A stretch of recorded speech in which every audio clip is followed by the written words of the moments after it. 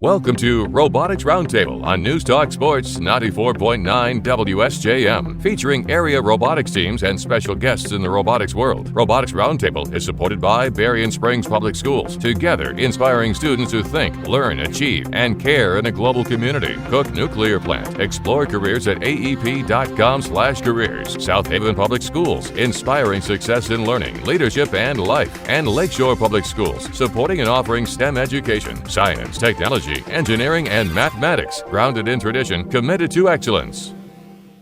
Hello and welcome to Robotics Roundtable on News Talk Sports 94.9 WSJM. I'm your host, Tim Dunai. We meet here every Tuesday at 6 p.m. to discuss high school robotics with Southwest Michigan area robotics teams. You can also catch any Robotics Roundtable discussion you've missed on WSJM.com as a podcast or see the video of us on WSJM's Facebook page. Welcome, everybody, to another week of Robotics Roundtable. We are meeting in a virtual space. That's the new thing for this season. And the ability to meet in a virtual space gives us the ability to reach out to people who aren't necessarily in Southwest Michigan. We have a special one today. At least it's special for me because I've gotten to see these kids grow up and now young adults leading lives. We have some alumni from the Green Engineers from Team 3452. We talked with the Green Engineers, the actual team, a couple weeks ago. So we're going to meet with some of the alumni, and I'm going to let them introduce themselves. Maybe tell us when you graduated, graduated high school, and where you're at now in your post-graduation career, and what your plans are. So let's start. Ladies first, always. Lily, if you wouldn't mind. Hi, I'm Lily. I graduated from Berrien Springs High School in 2017. After that, I went to Lake Michigan College for 2 years, got an associate's degree in biology in 2019. Now I'm currently at Michigan State University working on a bachelor's in psychology with a minor in cognitive science. I graduate this May, so May 2021. And then after that, this summer, I'll be moving to Kentucky to go to Kentucky College of Osteopathic Medicine, where I will graduate as a doctor in 2025. And that's pretty much all I've been doing right now. Lots of school. Pretty much. That's a lot. That's 3 schools within a short amount of time. That's almost as many as you had in your K through 12 career right there. So very good. Max, how about you? Hi, I'm Max Gier. Graduated Berrien Springs High School in 2019. I went to Kettering University the fall after, studying a bachelor's in computer science. With the Kettering program, we go back and forth between school and work for every 3 months. So I've been working at, for the past 2 terms, Detroit Diesel Corporation over in Detroit. Very good. And then AJ? Yeah, hello. My name's AJ. I graduated from Berrien Springs in 2019. I'm also at Kettering University. I'm studying for my bachelor's in mechanical engineering. And I'm set to graduate in 2022. For the co-op portion, I work for Textron Aviation or Cessna Aircrafts currently, and I will be leaving them in June to go to Lockheed Martin's space division out in California. Very cool. Very cool. So Kettering University, you guys are both there. Are you there at the same time? And for those that aren't aware on the radio show, listening, there's 2 different sessions or semesters, whatever the term is. Are you guys there simultaneously or offset? I can answer that. Normally, no. I'm on A section typically. Max is on B section, but because of the way everything works with Lockheed Martin, I'm doing 2 back-to-back school terms and then 2 back-to-back work terms. So we're going to overlap for a semester, and we're actually going to be sharing a house together. Getting the gang back together, huh, Max? Yep, that's right. So we were talking before we went on air here, where you're staying in the Detroit area. Is that the same place, or you're going to be staying in Flint together, right, Max? Correct, yeah. Okay, so it would be a little bit of a drive to go back and forth. I'm sure there are some people that have done that commute. I know that for a fact. So, Lily, so you're headed to Kentucky for school. How did that one come about? Was that a school that you had heard about? What got you down there? So one of the craziest parts about applying to medical school that a lot of people don't know about is that the average applicant applies to about 15 to 20 schools. And it's a lot of just apply to what sounds interesting and like a good fit for you, and then kind of see where everything takes you. I've honestly really loved the state of Kentucky, and I really like a lot of their programs that they have. And it's also specifically an osteopathic medicine program, as opposed to like there's like a traditional allopathic programs at other schools, which we could go on a while about. There's just a lot to unfold with it. But I've just been really drawn to Kentucky. Is attempting to reach you on your Keep going. cellular device. Okay. I've just been drawn to Kentucky as a state, and the school is just incredibly welcoming. Like over email, over phone. I got to visit them for a week back in January. Everybody is so nice, so kind. They really care about the students. And I just think it's going to be a great fit for me. They have a lot of flexibility, and I'm excited to go there. Excellent.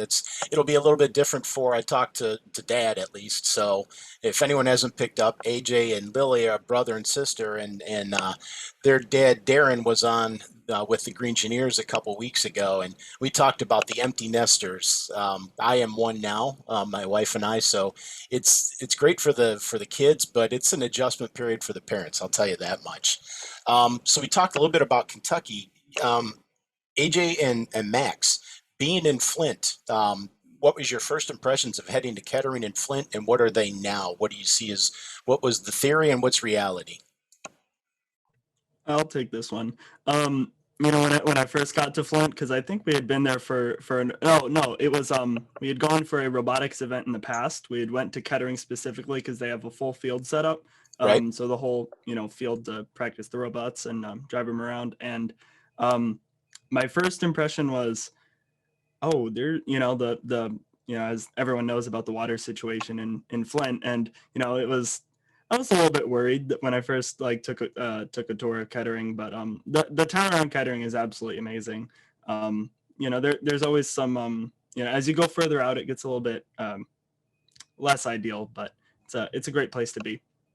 AJ?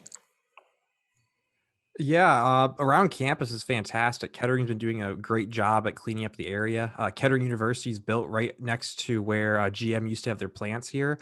And if you look on Google Maps looking down, it looks entirely different than what it looks like. They've been rapidly redeveloping the area, turning old factories into parks.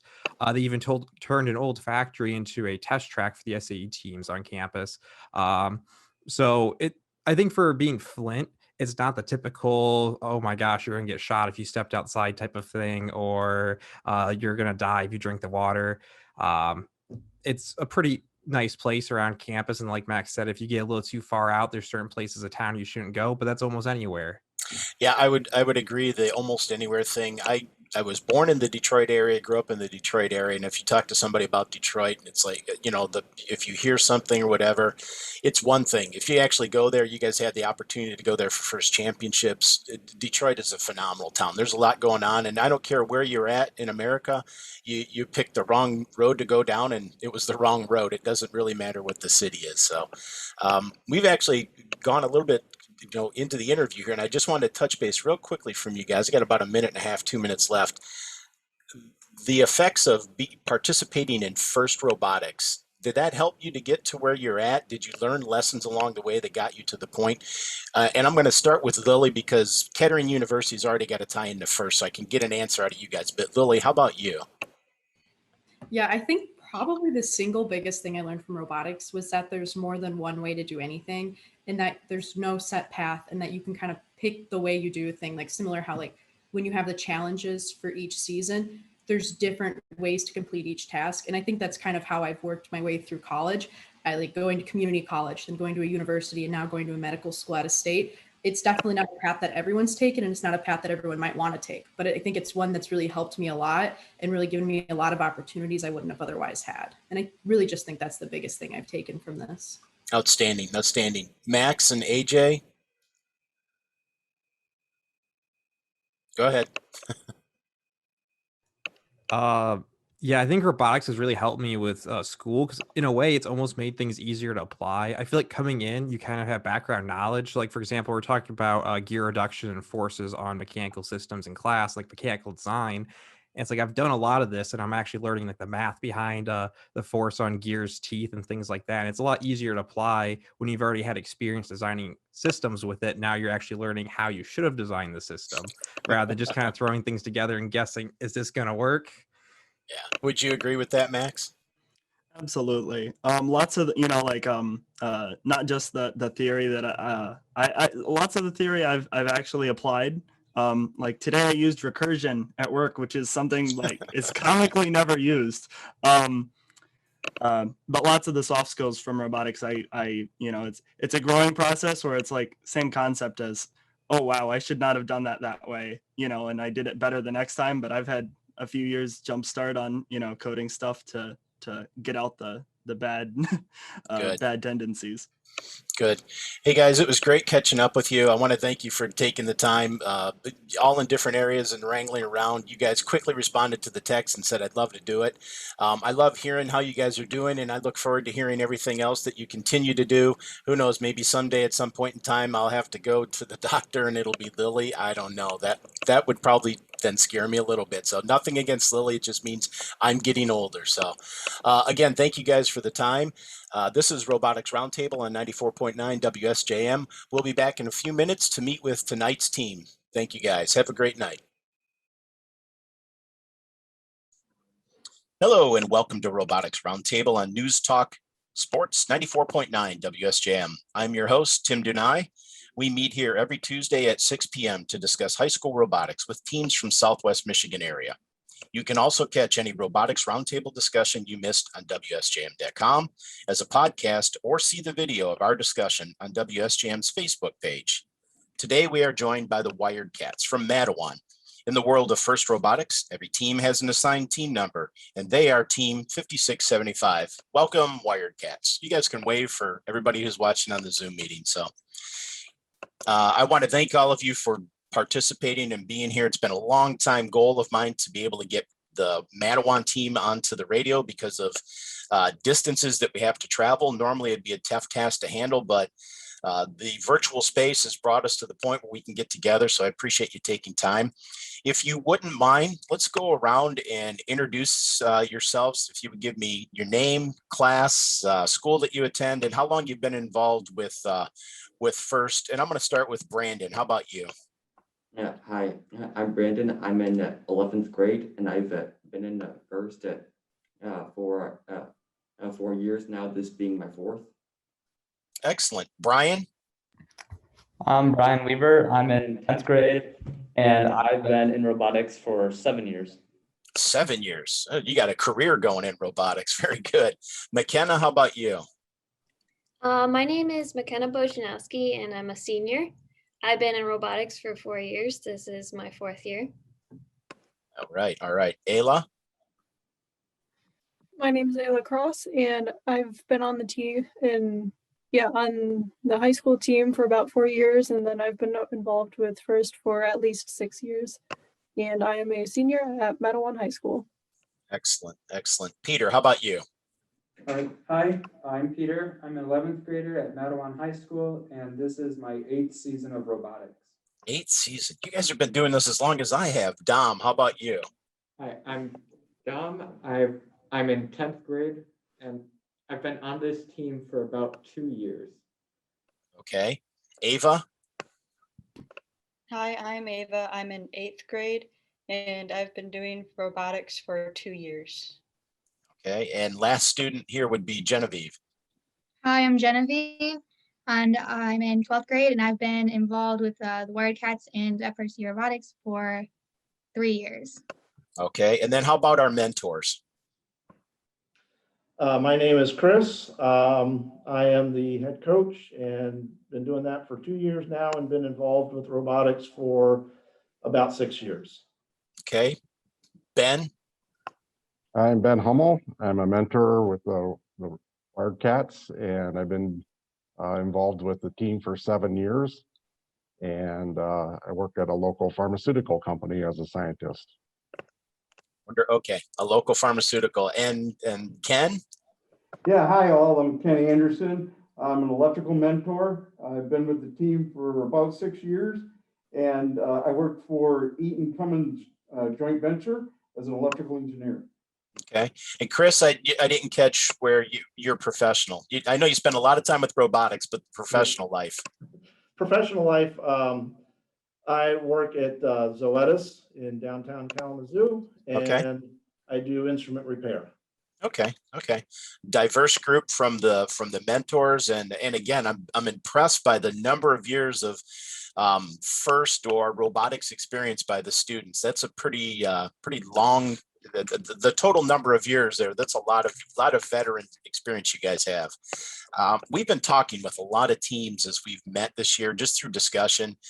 We're meeting in a virtual space. Normally we would have people in a radio station having this discussion around a table, but we're living in this virtual space. So tell me a little bit about how that's affected what your team has had to do to adhere to social distancing and safe spaces and working together. McKenna, maybe tell me a little bit about how that's working with your team. So for our team, working like in a safe space has been very different because we're so used to previous years being all together in the same building, but now we've been like more safe and like separate smaller groups throughout each day of the week. And it's especially been weird where I haven't been able to see some of my fellow teammates, Mm-hmm. and it's definitely odd having a fully virtual experience for the innovation team specifically. So Peter, tell me a little bit about, McKenna mentioned the innovation team. What's the breakdown? Is there different challenges that different groups are doing? And tell me a little bit about that. Yeah, so our whole team broke into two different sub-teams. We have the Innovation Challenge and then the At-Home Challenge. So McKenna touched on the Innovation Challenge, and then with the At-Home Challenge, we've just been working on different courses that our robot will run. Some of those are autonomous, others are teleoperated. And then we've also stayed in smaller group numbers to adhere to social distancing and just minimizing team members in the building. Okay. Ayla, tell me a little bit about, I think we talked a little bit, and you and McKenna are both involved in the Innovation Challenge. Tell me, for somebody who's not aware, what is Innovation Challenge and what is your team doing to do that? So the Innovation Challenge is one of the three options that a team could pick, where our challenge is to pick a problem that involves like people's mental and physical health and how we will try to help benefit that health and help improve it, help achieve it. So who else besides McKenna and Ayla is involved with Innovation Challenge? Is there anyone else? Or so Brandon, tell me a little bit about the Innovation Challenge, maybe because right now all submissions are in and everything's being judged. So you can share, if you want, what your team's solution was for the Innovation Challenge. The basic concept of it is that it's an exercise chair with utilities on it so that the person that's using the chair can engage in exercises while they aren't doing much. Okay. How did your team, out of McKenna, I'm sorry, my daughter's Michaela. So out of McKenna, Brandon, and Ayla, how did you guys come up with that as what you wanted to tackle? Was there somebody that you thought of that it could help, or maybe McKenna touch on that, or Ayla? Somebody let me know that. For me specifically, it just reminded me of my virtual experience as a student and how I've been like getting neck and back pains. And we noticed how there's like a potential problem right now with the COVID-19 crisis where many office workers and students will be in a similar situation. So we wanted to like create a product that would benefit these people for like a long-term sitting issue. Okay. Very good. Let's talk about the team and what they're doing in the Infinite Recharge at Home. Maybe talk about what that challenge is, and then how the team breaks out into electrical and build and programming people. And we're going to start with Genevieve. Genevieve is the team captain. So if there's anybody that knows what's going on, it's going to be Genevieve. All right, so for this season, it's similar and different in a million different ways. We're using the same robot that we actually used in the 2019 to 2020 season, which is great for us because we really didn't get to like see out that season what a robot could really end up doing. So we had the opportunity to really innovate a lot of aspects of our robot, but we also didn't even use some of our components. So we ended up taking them off our climber and what we'd use to spin the color wheel. And along the way with these changes, we've been able to communicate with our members who have stayed virtual through things like CAD or Zoom meetings, and we've been able to update them on these new innovations we've created for competing in this season. And if Brian or Peter wanted to mention how we've changed our swerve and our angled shooter, I think that's some of the coolest things that we worked on. So Brian, if you tell me, between Brian and Peter, tell me what a swerve drive is for somebody who's driving down the road right now and goes, I have no idea what that is. Tell me what that is. And then tell me what you as a team have done with that.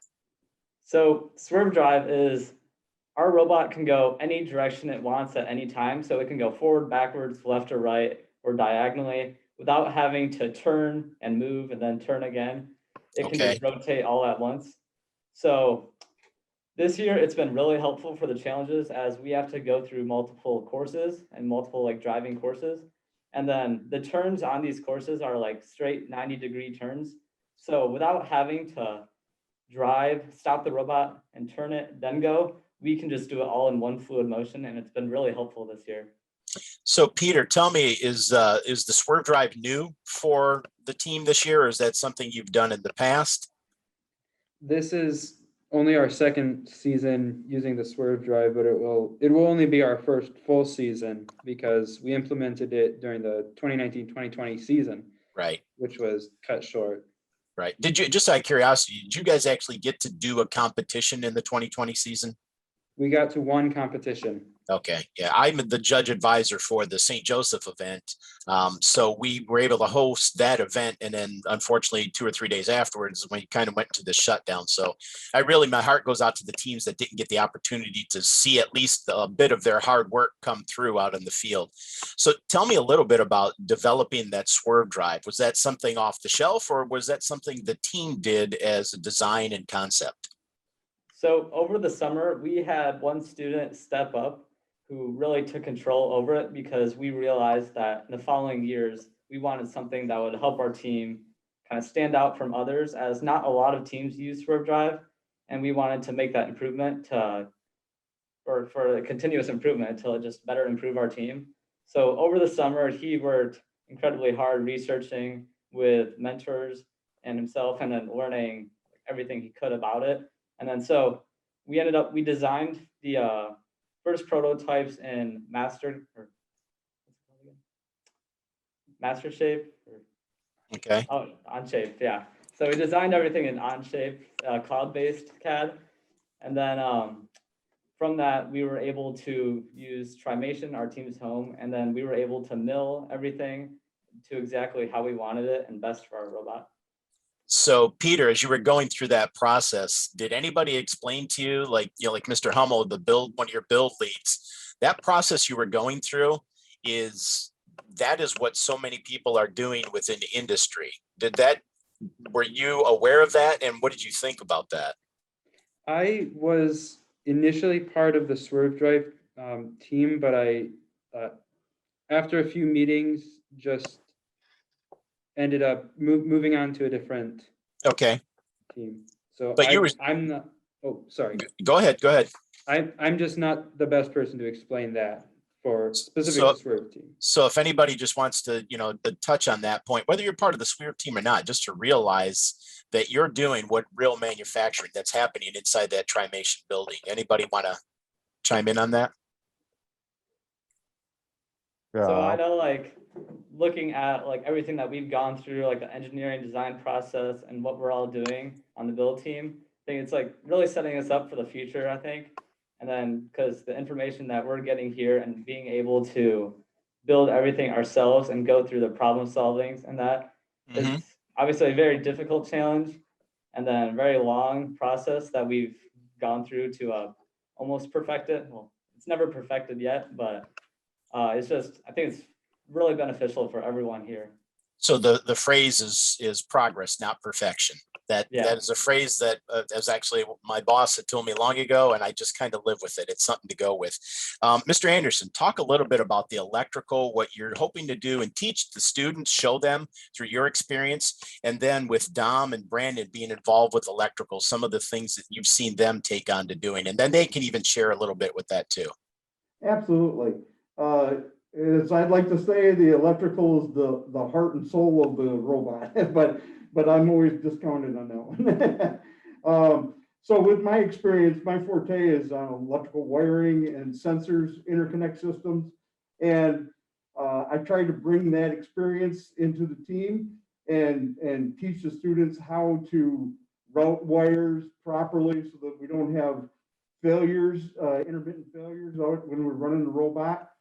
This year and last year, what we did is we've continually evolved with our electrical design and the placement, fighting for real estate on the robot because there's so many functions that we want to do.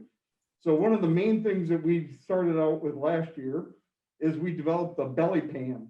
So it's a structure that lays basically on the insides of the robot. And then we have a hashtag which holds all of the functional aspects of the robot that sits on top of that. And we have it so that it's hinged on one side so that we can access the electronics when we need to. And So it's been a real space saver. Excellent. So Dom or Brandon, let's add to that the that Mr. Anderson was talking about, the belly pan underneath. I mean, did you see the need for doing that? And did you was that a team discussion to do that? Or did Mr. Anderson say, here's a recommendation about doing that? Dom or Brandon, one of you want to jump in there? Yeah, well, it was a team agreement that we should create the belly pan so we can access the electrical components more easily without having to remove any other component that is important for the robot to function. Okay. Dom, was there anything that you wanted to add in that? Yeah, the whole design just made everything really easy to access, really easy to get to, fix up. And so there's this piece that Mr. Anderson had talked about. You want to make it neat, and it's not to make it neat just so it looks neat. You mentioned also, Ken, so that if we have to troubleshoot the breakdown, all those things, that it's more than just the aesthetics of it. It is, the functionality of it. And some of that comes together from the electrical. And by the way, I'm an electrical guy, more controls related. So your statement, basically, it's just a block sitting there until the electrical people breathe life into it. So, Genevieve, you're the captain. Who's the programmers? Who makes all this come together? Well, in our meeting, it's just me and Ava, but we also have Max, who wasn't able to make it today, and a few junior mentors really helping us put this all together, which has been great because me and Ava are actually new. At least I'm new to the programming side as of this year, and Ava is new to the high school team robotics this year. So it's been great to have those other people really show us the ropes. And it's also been good this season because, like with a lot of parts of the robot, we're recycling some code this year, and we're also writing newer things. So it's been a great transition. As far as what we're working on for new code, we've been working on we have that angled shooter that we talked about earlier, and we're programming it. So it's a lot of it's automatic. It's, push a button and we have our limelight camera that targets right to the shooter. And it also has automatic for the angle. So that's been really fun to program and to work on. And we've also been doing some work with Pathfinder. And this is where me and Ava have been working together a lot, where we've gone in through Pathweaver. We've tried some different methods with student-written Pathfinder programs. That's been a lot of fun. If Ava wants to talk about how she's learned some things through that and what her experience has been. Yeah, Ava, if you'd talk a little bit about that, and then also talk a little bit about, she said, Genevieve said this is your first year really with the high school. Your previous programming experiences involved with robotics. Yeah, so like Genevieve said, I'm new to the high school team this year, and I think it was a good choice for me to join this year because I got a good introduction to what it was about. And Genevieve has helped me a lot with programming. And I've learned a lot from her and Max, and I really enjoy it. So did you have programming experience leading into this? Why did you become a part of the programming team? So I did programming a year in FTC robotics. And so I kind of wanted to learn more about it and grow in programming. So how much different is it to go from FTC? FTC, for those that aren't familiar with it, we're doing things off of a Droid operating system and we're through a phone. And now you move into a whole different world when you get to the one, just the size of the robot, right? And now the programming world. How much different was that for you? And were you concerned that you would be able to grasp all the new information? Yeah, it's a lot different. Everything's a lot bigger. Like we used to use phones to control the robot, or yeah, and now we use computers, Mm-hmm. and the robot's a lot bigger than what we would use in FTC. So Genevieve, does that put any pressure on you thinking, okay, the robot's bigger and if my programming doesn't work, the outcome's not going to be good and we could damage a very large, expensive robot, as I had one other team tell me a couple weeks ago. Oh yeah, for sure. Some days, you just start up the robot and it's doing something weird and you gotta, look back at the code. And we've started this year, we've been a lot better at organizing everything because last year at a one and only competition, we kind of ran into that problem where partway through something stopped working. We were trying to pinpoint the code and we fixed one thing and then something else seemed broken. So this year we've definitely focused on that organization aspect, especially with we're trying to distance ourselves. So we need to stay in communication. It's been a good practice to, not just to make our systems better, make ourselves more efficient, but to also learn as, me and Ava are newer to all this. That's excellent. And you just this working in the separate areas, the different specialties, but still trying to come together as a team. Hats off to the mentors to help pull that together as a team captain. I'm sure you're doing a part of that, but just the team recognizing you're all learning from this. And the beautiful thing, at least in my mind, is you have not stopped growing as far as your knowledge level. You've just found a new way to do it. And this is, something you'll take with you the rest of your lives, and you'll probably use this skill set. We're at the point in the time of the show where I want to make sure you students and mentors get a chance to give some shout outs. So I'd like to have you guys give shout outs. I'm going to call a name and we're going to let you give a shout out. So I'm going to start with McKenna. You've been quiet for a bit. Give me a shout out. I'd like to give a shout out to my fellow teammate and senior captain, Genevieve Woodby. I feel like she's very deserving of shout out because she has taken so many tests this year, or like throughout her whole entire robotics career, from CADing the robot to organizing the team to taking up programming this year. And she's just been a general inspiration to her fellow teammates and other women in STEM. Very good. Ayla, how about you?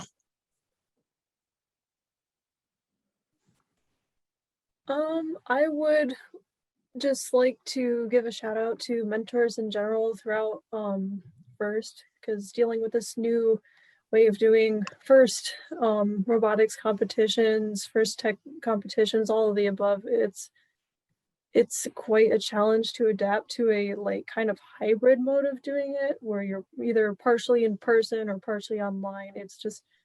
It's a huge task to coordinate and make sure everything's getting done on time. And I just appreciate the effort that goes into the whole set of programs. Excellent. Thank you. Brian, how about you? So I'd like to give a shout out to our home space, our team space, Trimation. Our old facility, we couldn't no longer work there because they were being overfilled with people. So we were kind of lost. We had nowhere to go. And then Trimation kind of took us in, and in their warehouse, all their facilities, they have a large area for us to build our field and build and then program in CAD.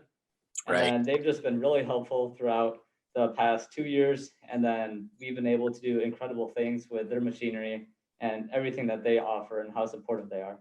Yeah, getting sponsors to give you dollars is great, but to give you a build space and to be actively a part of things, that's an excellent thing.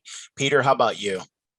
I'd like to give a shout out to my fellow teammate Carter, who took over the shooter team I had at first picked up after I was on a leave of absence. Very good, Carter. Let's see, who haven't I gotten to? Ava, how about you? I would like to give a shout out to Mr. Cross for allowing me to be on the team this year and for encouraging me to do robotics. Very good. Very good. Brandon? Yeah, I'd like to give a shout out to the host of this podcast for letting us yeah, well, for letting us share our story. It's my pleasure. It's my pleasure. So the screen's jumping around. Dom, did you get to go? No, I did not. Okay. Go.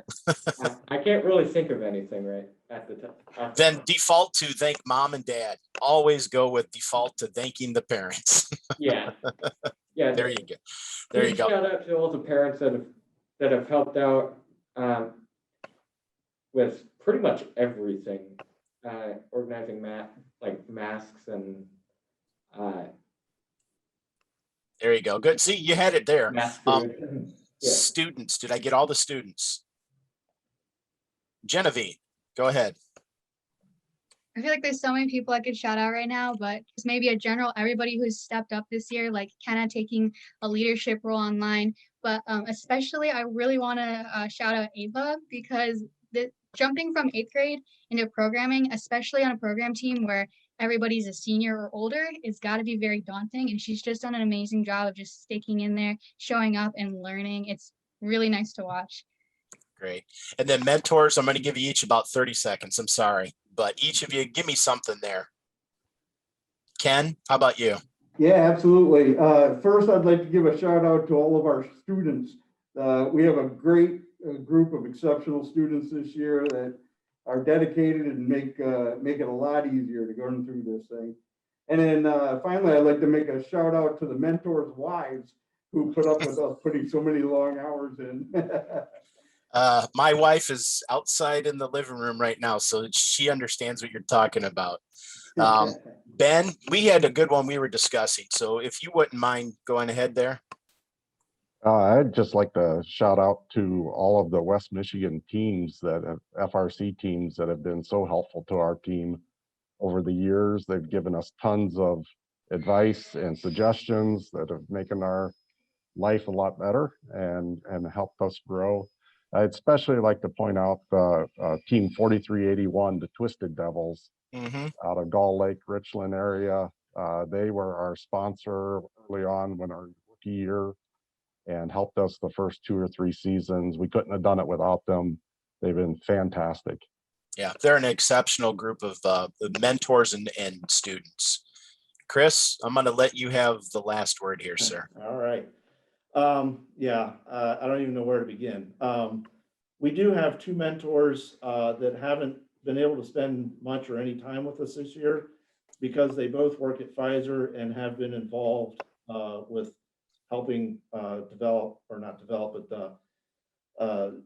been involved with the vaccine. The production and distribution. Exactly. Right? Yeah. Next. And so, I mean, that's incredible. You know, how many other teams can say that, right? I need to give a shout out to my wife in particular for allowing me to do this. She is an amazing woman. And last but not least, I often say that to be the best, you have to surround yourself with the best. And we have the best here. And, you know, I just applaud and appreciate everybody. Well stated. I don't think I could put a better bow on all of that. I do appreciate the time, guys. This is by far the largest number of people I've had on this monitor, but I absolutely enjoyed the opportunity to get together with you, meet with you. Look forward to seeing you at a competition. It will happen. For those of you who are not seniors, we will get to do that in person. And I look forward to hearing about how you guys are doing with infinite recharge at home and the innovation challenge also. So again, thank you all very much. Have a great night. Stay safe, stay healthy. Thank you again for being here. Thank you for joining Robotics Roundtable on News Talk Sports 94.9 WSJM. If you missed any of today's discussion, you can check out the podcast at WSJM.com. Robotics Roundtable is supported by Berrien Springs Public Schools, together inspiring students to think, learn, achieve, and care in a global community. Cook Nuclear Plant. Explore careers at aep.com/careers. South Haven Public Schools, inspiring success in learning, leadership, and life. And Lakeshore Public Schools, supporting and offering STEM education, science, technology, engineering, and mathematics. grounded in tradition, committed to excellence.